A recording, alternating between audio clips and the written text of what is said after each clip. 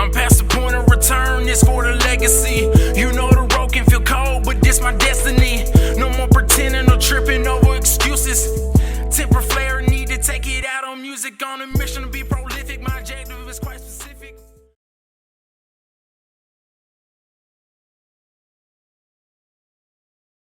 What's up, everybody? Welcome back to Resilient Man Project. My name is Jonathan York. I will be your guide on the journey to resilience. I have a good friend of mine, Mr. Dr. Nick Sotelo, on with me today. We've known each other for a little while now, know each other pretty well. I'm excited about this one. We have a good rapport and I'm comfortable, and we're comfortable with each other. So I think this one's going to be a good one. Nick, how you doing, man? I'm doing great. Thanks for having me on. Yep, no problem. No problem. Well, you know what we're all about here at Resilient Man Project. So what's resilience mean to you? Yeah, absolutely. And I've been thinking about that, knowing that was going to be here to talk about this, and thinking more specifically about who Jonathan York is and what is he doing with Resilient Man Project. And a lot of things came to my mind, but what I think is important for people to know about you and what you're doing is that you see resilience as a skill. You see resilience as a resource that can be added to, which I think is important.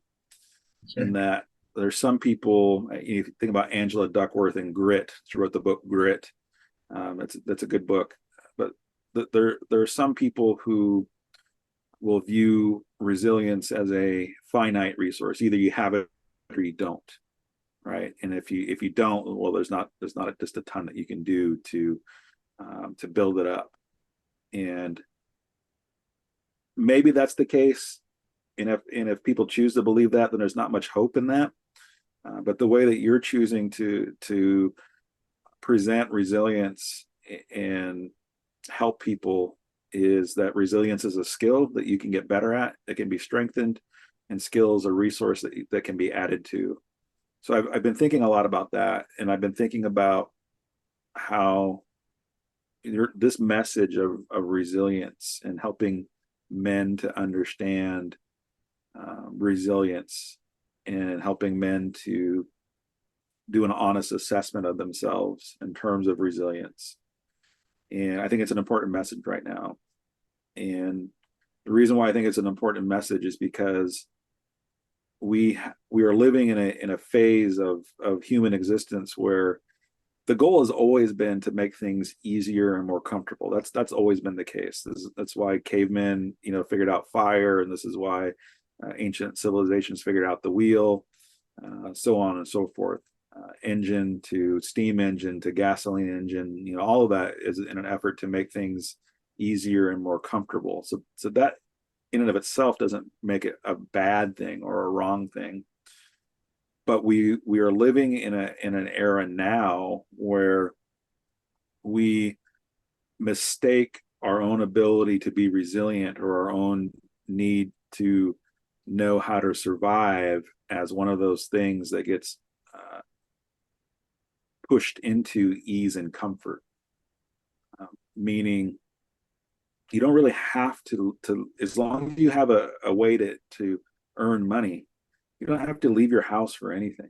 You don't even have to leave your house to buy a car, right? Yeah. Was it Carvana, I think, is a new thing that's out there that you just take your smartphone and push a button, and they'll bring you don't even have to test drive it. You bring it to your house and they'll drop it off. You don't have to buy food. You can have what are those meal delivery all those places, services, right? Grocery store will come to your house. Taco Bell will come to your house. Anything that you could want or need on Amazon will deliver it to you.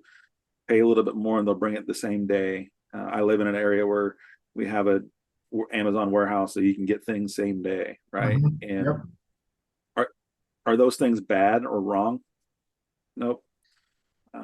But what happens? So a couple days ago, we had an ice storm in my area, and we were locked in with ice. We knew it was coming. My house did, and so we did things like make sure our generator was ready to go and staged and all set up, and ground wire all hooked in, and We brought in extra firewood so that, you know, my home has a couple of wood stoves in it. So we brought in extra firewood so we wouldn't have to make trips out in the cold. And so we did some basic things to be prepared. And then we ventured around the neighbors that we had, and made sure that they were aware that the ice storm was coming through, and making sure that they have what they need, because we're the type of people that we want to help out, but it would be much nicer to just to make sure that everybody had some basic level of preparation, so that way it wouldn't kick off an emergency. And I think resilience can mean a lot of things, but I think that there's a lot of overlap too in the different ways that we can think about being resilient: survival resilience, spiritual resilience, resilience in your work, in your career, resilience as a parent. You're a parent, I'm a parent. Oh yeah, You got to for be sure. resilient as a parent. Yeah, that's probably one of the hardest ones to build right there, I would say. Man, and going back to what you were saying a few minutes ago, like there has to be a tipping point, like to me, like on the technology and the comfort and the ease, like at some point, like we're gonna forget how to be human. Right. Right. Yeah. I mean, Yep. at a certain point, I mean, a robot vacuums your floor, and just at some point, like now AI is writing, your content if you want it, or you Right. can say, hey, I'm a college student, write me a page on a whatever, and it can write you a genuine paper, 1,000 words, completely, it's insane. And Yeah. and what are our kids even going to learn? Like it's a scary thing, man. Absolutely. Yeah. So yeah, so technology isn't a bad thing, and technology has its root word is the same root word as magic.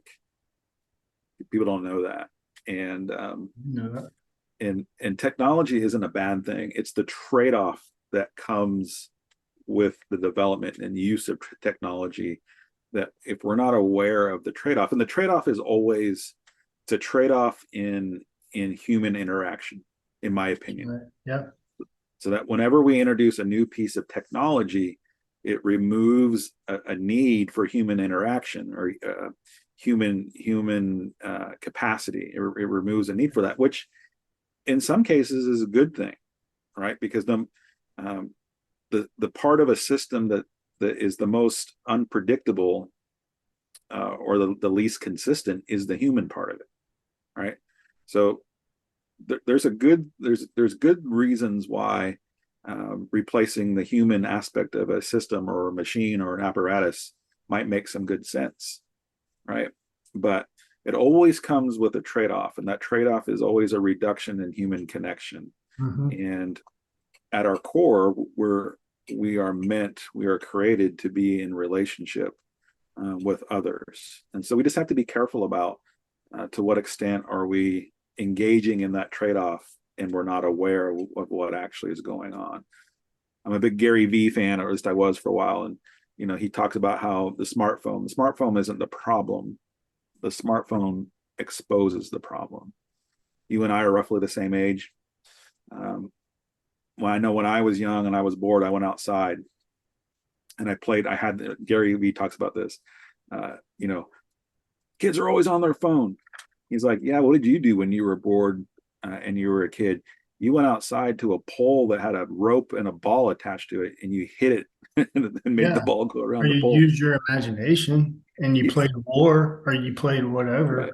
Yeah. And now you don't. So it's not necessarily the technology that's the problem, but it exposes the problem. And I completely agree with that. And part of the exposure is resilience.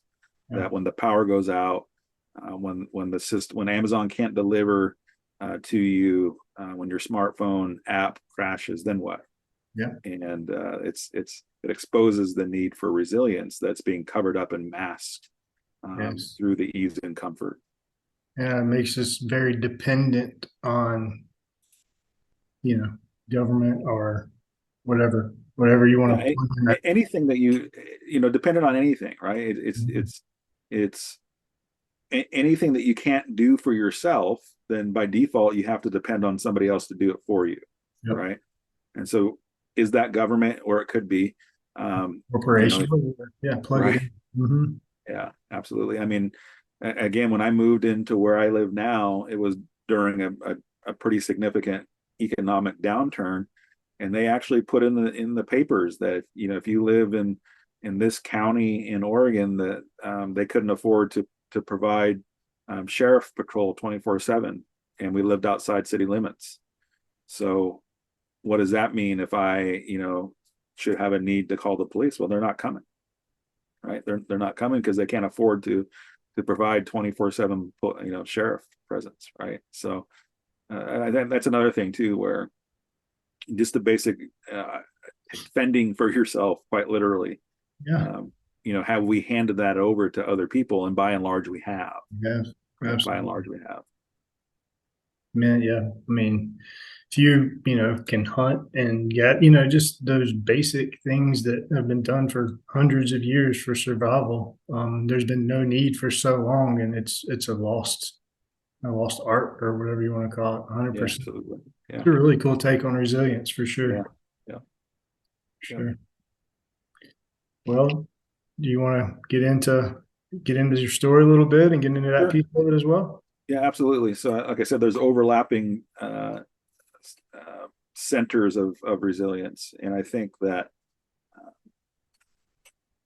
one of the major sources of resilience that everybody needs is that source that comes with really knowing who you are at a deep level, having a deep awareness and understanding of the person that you were created to be, Hmm. and then knowing how to live that out in a meaningful way. I think that when you have that resource developed within yourself, Powerful. then you're highly resilient.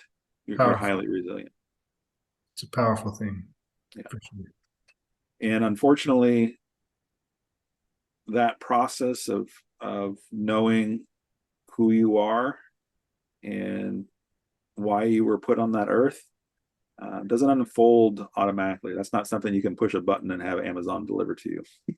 Nope, it is not. You can't, and it never will too. So don't ever think that you can shortchange that process. Absolutely.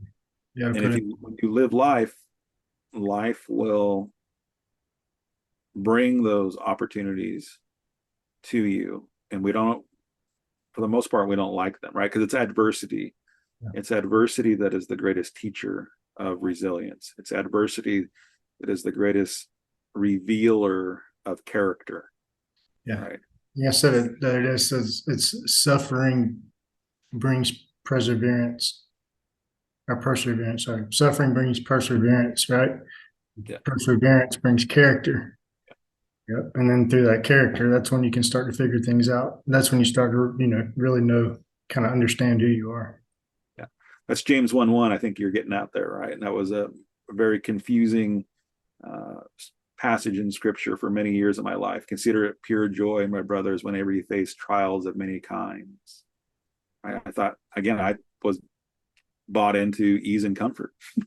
Why would I consider it pure joy to experience trials? It's not like you want the trials to come, but it's finding the gold in them, right? Yeah.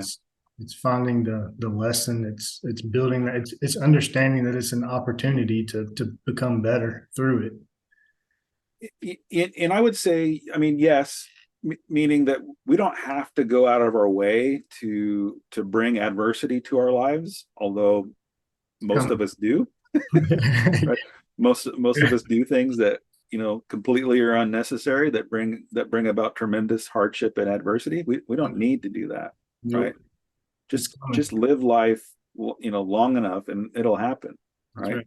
Mhm. You'll get hit by a car. Somebody that you know is going to get cancer and they're going to die within weeks. Yep. Somebody's going to lose a child. An airplane's going to crash. Right? Life will bring these things to us. We don't have to go out of our way. Although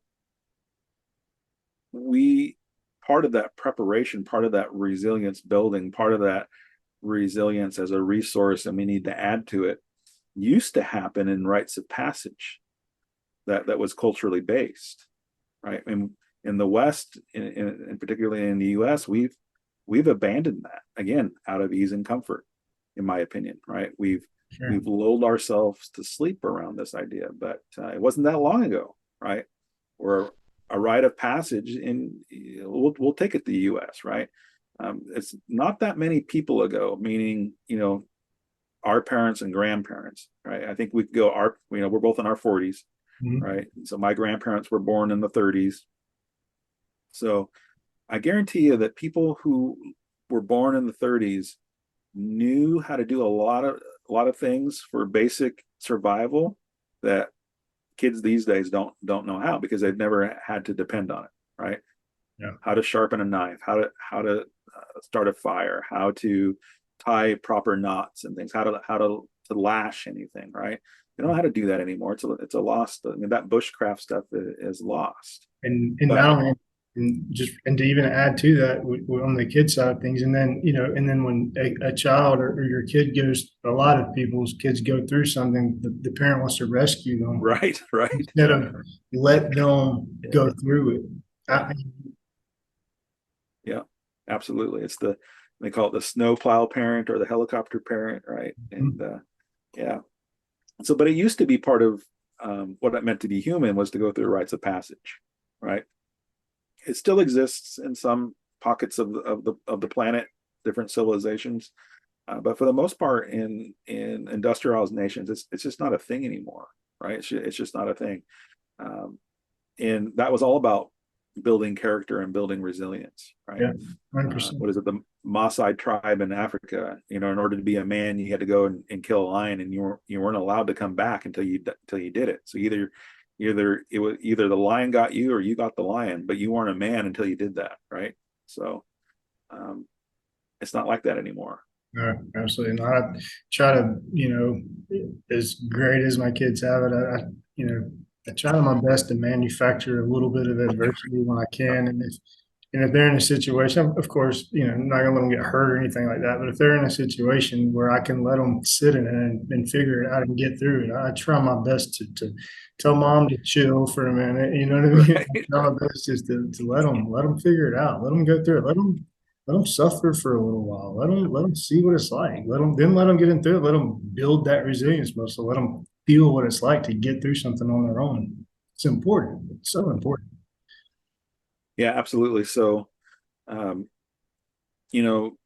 part of my story is that, I wasn't raised by the people who brought me into this world, meaning my mother and father who were responsible for bringing me in this world. I wasn't raised by them. And so I was raised by my grandparents, and that relationship was not good. I saw a lot of domestic violence and just a lot of things that people shouldn't have to hear and see growing up as a child, and through my my teenage years. That relationship split. My grandfather left Christmas Eve when I was 14 years old, 14 or 15. And so, there were things that I had to try to make sense of that I really was on my own to do so. To the extent that you could talk about these things, it wasn't something that, you just talked about with your friends or your friends' parents and those types of people. So even though there might have been resources and help for me and during that phase of my life, it wasn't something that you just you bring up, and it was something that our family had worked really hard to keep under wraps, right? Just the status of what home life was really like. It's just something that we learned to keep very private about, and wasn't things that we just let out there, right? So on the outside looking in, we were, other than people my age now raising a grandchild, which that's not odd at all anymore, right? But back then I was probably the only one that I can remember, in my schooling that was in that circumstance or dynamic, right? So that was a little bit, other than that, there was really nothing off, about it, and so, and carrying on for me then, my mother was a wild child, and there were some things that were foisted onto me to take care of, to be I'm talking about my biological mother, that I was the one that was expected to be the regulator, so to speak. And so, I did those things out of duty, meaning, the family had bought her a home because she had my little brothers there, and there's significant age difference. So I think 8 years and uh, 8 years and 13 years different. Like, could be fuzzy. My math here isn't going to be quite on the ball, but quite a bit of age difference between me and them. And so the family had bought her a home, paid for it outright, so that she could have a place to live and have a stable place for the boys, my brothers to live in. And towards, my senior year in college, I believe, I think that was the era, she had returned back to the drug and partying lifestyle. And, the father that was in my little brother's life at the time would, he'd come over to our house because, my biological mom was going crazy and whatnot. And so we knew that things were, kind of on the downhill slide, but it got to the point to where, she had basically kicked, my brothers out of the house and kicked their father figure out of the house. And so therefore the house was no longer serving the purpose that it was, intended to. Right. And so by this time, all these kind of family matters, so to speak, fell on my lap, or, were put on me to address at some level. And of course, this was my biological mom. Right. And so long story short, I had the pleasure to, be present when the sheriff was there to evict her out of this house, and then had the pleasure of having to clean out the house, its entirety, and all this crazy stuff that you find when you're sifting through, basically what had turned into a place where ex-cons would land and party and all that kind of stuff. And House, basically. Yep, yeah, absolutely, yeah. And so lived through those experiences for sure. And got to a point in my life where I just didn't know who I was. I didn't know what I was doing.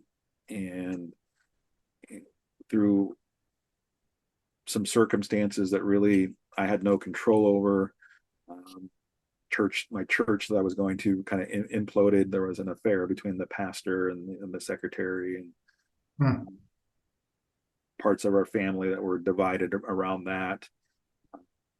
Divorces that happened in our family just kind of left me and my wife in a place to where we were just living in isolation. We weren't connected to people that could help us and be a resource to us. And part of that's pride, right? Part of that's ego. Probably me going back to what I knew, right? Living that kind of, private life. And to be honest, we weren't doing anything that would have been considered, significantly immoral. Like, I'm just going to work and coming home and trying to be, the best husband and father that I knew that I could be. I wasn't drinking, I wasn't gambling, I wasn't sleeping around, wasn't doing any of those things. Yeah, and you have never really had a picture of what a healthy marriage looks like to even. Not at all. I've been there. I've been that same man. You don't know what you don't know. Right. Yeah. And so, but I think that, I call it my dark period because I'm a student of psychology, and I'm also a professor, not in psychology, but of counseling. And you study these people that, you have high respect for, that contributed a lot to the field of counseling and psychology. And most of them have gone through what they call a stormy period or a dark period. So I call it my dark period too. So, where, like I said, life happens, right? And just there came a point in my life where I just felt like I was failing in all of the roles that I was expected to be and uphold. So, role as provider, role as father, role as husband, role as employee. I think there were the four things that in my mind that I just felt like what I pictured in my mind was like a shelf or a mantle, right? And those four things that I just mentioned are, individual pieces of pottery, we'll call it that this time. And I felt like it was just tilted and they were all just sliding off one at a time, and they were just shattering. And that's where just went into a pretty dark period in my life. And yeah, kind of, it took me to I tell people I've been to the gates of hell twice, and it fought my way all the way back. And so Resilience. yeah, yeah, absolutely. So Yeah. Yeah. A lot of the things that you said there, I can, when I was married to my first wife through my first marriage, had, and my dad and stepmom, they had a decent marriage, I think. But my mom was a horrible role model, and a very deceitful person, and always hiding things. You know how addicts are. You never get a straight answer. It's always, hey, don't tell this person this. Hey, don't tell, it's constant. It's a constant barrage of deceitfulness.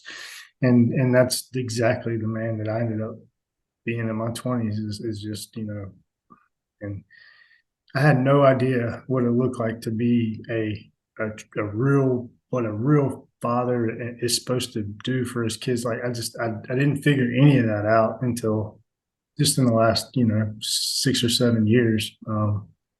And when you don't have those examples growing up as a child, I mean, where are you supposed to learn from? Like, where are you supposed to get the guidance? and then, but as you walk around, right, you walk around and people see you as, as an adult male, all those expectations just come along with it. Yep. Right. And that's that part of, how do you be transparent? How do you say, yeah, I may look like this to you, but I got no clue. Yep. I'm lost. And it's Yeah. just, it's a lot of pride and ego that gets in the way of that, in terms of that vulnerability and asking for help. For sure, man. For sure. They, like our good friend, I don't know who coined it first. I always kind of credit Jason McKenzie for it, but that, men being vulnerable and just waiting on the person across from you to go first. I'm not sure who said that first, but I've used it a lot. I think it's one of the wiser things that I've heard. And since I've started this, and man, vulnerability can be a beautiful thing, especially in a man's world, and not many get to experience it. Absolutely. Yeah. I had the pleasure of being in a live conference back in October in Arizona called the Gray Wolf Summit, and Jay Abraham was there. And if you don't know Jay Abraham, he is the any marketing guru that exists today. Jay Abraham is the grandfather of all marketing gurus, and he's responsible for bringing Icy Hot to the market. So if you ever used Icy Hot, then that's one of his projects that he saw all the way through the market. But done a lot of other things. Anyway, he's on stage, had the incredible opportunity to hear from him, and that was one of the questions that was asked to him by another incredible man named Joe Polish. Joe Polish, for folks that don't know, is trying to make a big dent in the world of addiction, and has an organization called Genius Recovery. His mastermind is called Genius Network. It takes $100K a year to be part of that mastermind, Genius Network. And so it just kind of tells you that, the access and caliber of people that he has access to, like Jay Abraham, and ask them that question: what's the most important thing that these people here could possibly know from your experience? And I think he said that your true power lies in your vulnerability. Oh, that's awesome. Yeah, absolutely. So, but that's something, again, sometimes you have to learn that the hard way, unfortunately. Yeah, man. 40, this is 40 years into this thing, and 42 years into this thing, and 10 years of really looking inward and like really working on myself to even have these thoughts, and by no means have things figured out, but I do know that I'll never stop growing. Like I will, and I say this to the audience out there, especially men, if you would just be vulnerable to the person across from you, that they're waiting to unload something, like they need to unload something. They just don't know how and don't want to go first, and you give them permission.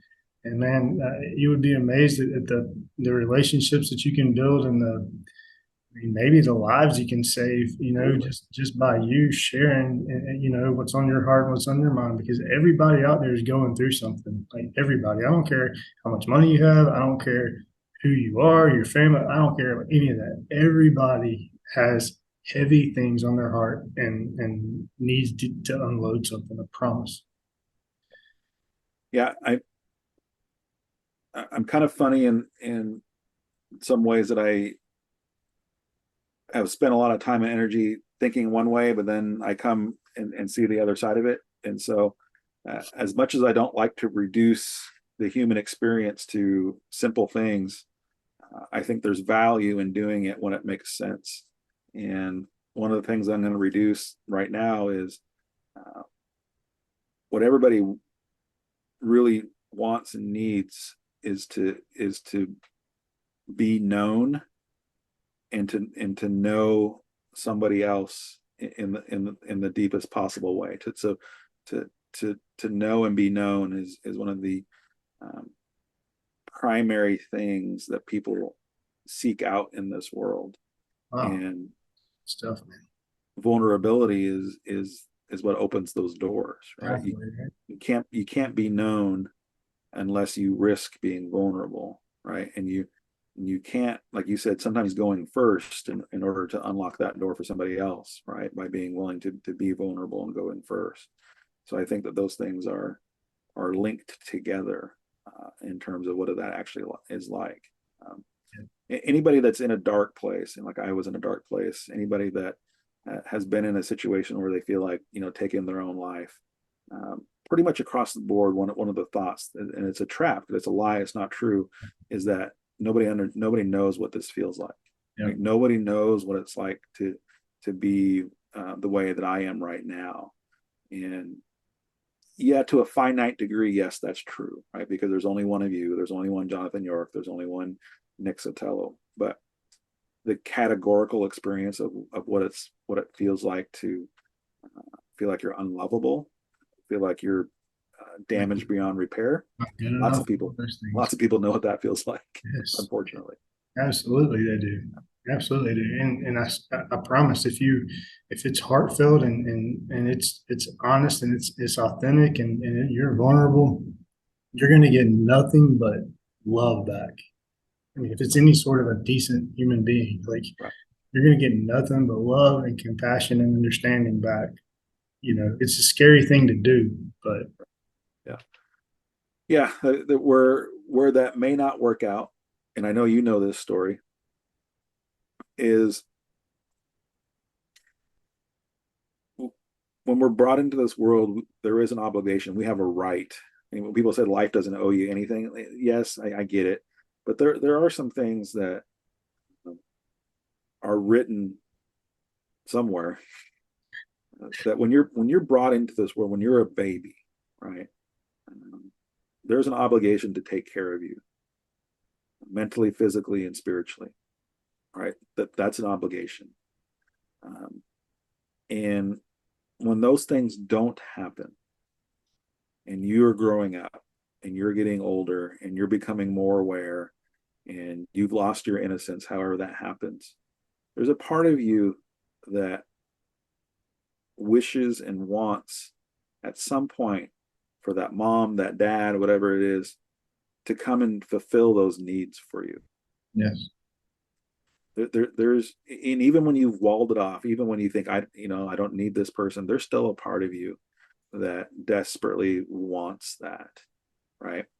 And this is where I've seen it where guys we're part of the Dad Edge Alliance, right? That's how we got to know each other. And I've seen men that have learned to be vulnerable with our group, and then they try it with their dad, and they'll go to them and they'll be vulnerable, and their dad just shuts it down, shuts them off. Yeah. And that's extremely painful too. Yeah. Right? That's extremely painful. And so you may not always get back the return that you think that you're going to get, particularly when those people that have shown you throughout their life that that's just not something that they're willing to do. Right. 100%. And that I would say that there's something to that generation as well. Like, Yeah. it's just rub some dirt on it generation is what I like to call, Right. Right. Yeah. Yeah. So one of the things that, when I talked about how, we bring on more adversity in our lives than necessary, because life will take care of that on its own, is, through my stunted growth, that's what it is, from a clinical stance, it's an aspect of stunted growth and development around feelings and emotions that a lot of men, me included, learned to funnel most of our feelings and emotions through anger. And so if that's you, or you know somebody who struggles with anger, part of it is because that's how they've learned to funnel all of their emotional and feeling energy, and they funneled it towards anger because that's either what's worked for them, or that's how they've been conditioned to experience feelings, is through anger. And that was definitely me. Yeah, it's kind of their armor, right? In a way, it's the way they protect themselves to a certain point. Yeah, Maybe. I mean, it can be. I mean, that's what anger is, right? Anger is like in its neutral sense, it's a light on a dashboard, right? So if you imagine, a dashboard to your vehicle, anger is one of the four primary feeling states. So you got mad, sad, glad, and afraid. I'm using mad in place of anger there, right? So if you have a dashboard to your life and mad pops up, well, it's just a light, right? What is it? Well, there's something going on in my immediate environment that's causing me to gear up to fight, right? Or to gear up to push back on something, right? That's all it is. It's because it's familiar. Right. Yeah. But when you've been conditioned or taught to not experience true happiness, to not experience sadness, boys don't cry, and to not be afraid, don't be a pussy, however that language comes to you, then you're functionally being taught that the only thing that you're allowed to experience and feel is anger, right? And when, just like anything, when that becomes the only tool, then you start using it where it's not appropriate, right? And then it becomes a problem. And then people send you to things like anger management. And the primary message that men get in anger management is to stop being angry.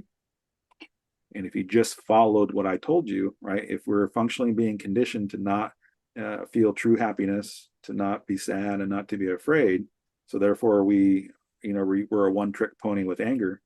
And then we go to anger management. This is going to be a quiz for you, Jonathan, that tells us to stop being angry. What are they actually telling men about feelings in general then, overall? What's the overall takeaway message about men and feelings? They don't have any. Right. You shouldn't have any. Right. Exactly. You got A+. Yeah, thanks. Hey, first A+ in my life. Yeah, absolutely. Well, and it sounds like a really good spot. I mean, because I've been seeing your stuff online. If someone out there, if a man is out there struggling with anger, I know this is your wheelhouse. Yep. How can they get in touch with you? What? Yeah. So, and I'll do this for anybody that reaches out to me and says that they came across me through our RMP, Resilient Man Project. I'll basically just give you full access to anything that I have that equates to an e-course related to helping men to overcome destructive anger.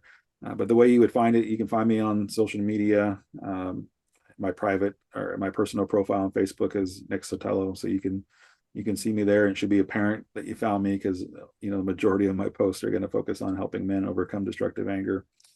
Or you can go to my website, which is www.nicksotelo.com/anger. And if you go to that website, what it'll do is it'll give you access to my calendar, and I'll give you 30 minutes of my time. And my promise to you is that if you give me 30 minutes of your time, I will definitely point you in the right direction if you are struggling with anger, meaning that, I will outline the critical steps that you need to take to transform that destructive anger into constructive anger. So that's how you can find me.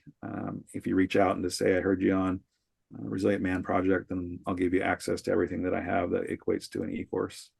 Man, that's awesome, Nick. And tell you what, it's one of the smartest men that I've ever met. So I highly recommend, if you're struggling with anger issues, to reach out and give him a shot, because I can promise you, your family probably deserves better. Your kids, deserve better. Your wife and all these people in your life, and you deserve better. You deserve to become the man that you can be. You deserve to become the man that Christ wants you to be. So, Yeah, absolutely. absolutely. Well, man, this has been a beautiful show. I think this has just been a really good show. So much value, so much depth, man. It's probably my favorite show yet. Great. Well, Third time's the charm. absolutely. Yeah. That was, Whatever it takes. That's this resilience to get this yeah, through, right? brilliant. I've only had to redo about half of my interviews because I'm so technologically advanced over here. Yeah. I really appreciate you coming on. Is there anything that you want to add? No, it's my pleasure. And you said something earlier that I just want to leave everybody with and reinforce that these exchanges that we just had here, two men talking about things that are really important. They do have the power to save lives. There hasn't been a time where I've shown up and given some kind of talk or testimony about me and my life and the things that I've had to endure, where there hasn't been somebody that will send me a message, send me an email, send me a text, and they'll say, thanks for your message. I didn't know what else I was going to do, but your message gave me hope. So you had said, Jonathan, that the vulnerability has the power to save lives, and it absolutely does. And I'm a living testament of that, because I've had people that have circled back around to me and say, if it wasn't for you at that time, that place, hearing however they heard it, that they were in a place where they felt like they were going to punch that ticket and leave this earth. So Yeah, man. You what, hate what for you're doing what you're doing here, it does have the power to not only change lives, but to absolutely save lives. So I'm grateful that you are being resilient in your process to push this project forward and to get your message out there. Yeah, I would, yeah, I appreciate that, Nick. And I like to end with one question, and it's, when the word resilience comes to mind, what's the most important? That can be anything, habit or whatever, but when you think of the word resilient, give me, just the first thing or the most important kind of thing that pops in your mind around resilience. Yeah, I think it's being on mission.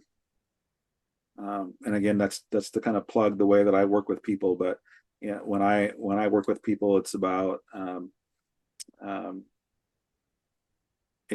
part of it is to help them figure out what are they trying to do, right? When you're on mission, if you know what you're trying to do day in and day out, then when life throws you curveballs, you say, okay, here's a curveball. How do I stay on mission? But when you don't know what your mission is, when you're not on mission, life throws you a curveball, you curl up into the fetal position, right? And start sucking on your thumb. And so I think it goes back to figuring out who you are and why you were put on this earth. Part of that is living out your mission. Yeah. And so when I hear resilience, for me, it's automatically it's to figure out your mission and then to start building your life in a way so that way you're always on mission, right? And again, things are going to happen, things are going to pause it, things are going to slow you down, Sure. right? But your mindset is how do I remain on mission? How do I keep pushing forward towards my mission, even though this thing just happened to me? Yeah, finding that thing that's bigger than yourself or Right. bigger than anything of this world. That's for sure. Absolutely. Yeah. Man, I think this show has so much value. I think that this episode is going to help some people, and I'm freaking honored to do it with you, man. It's been really great.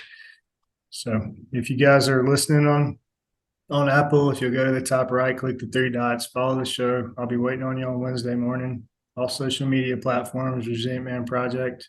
If we got the challenge coming up, sign up for the challenge. It's free, 5 days, an hour a day. Website's up, resilientmanproject.com. Give you links to everything that I got. Appreciate you guys. I appreciate you, Nick. It's been a pleasure. I love you guys. I'll see you next week. I'm past the point of return, this for the legacy. You know the road can feel cold, but this my destiny. No more pretending or tripping over excuses. Temper flare, need to take it out on music on the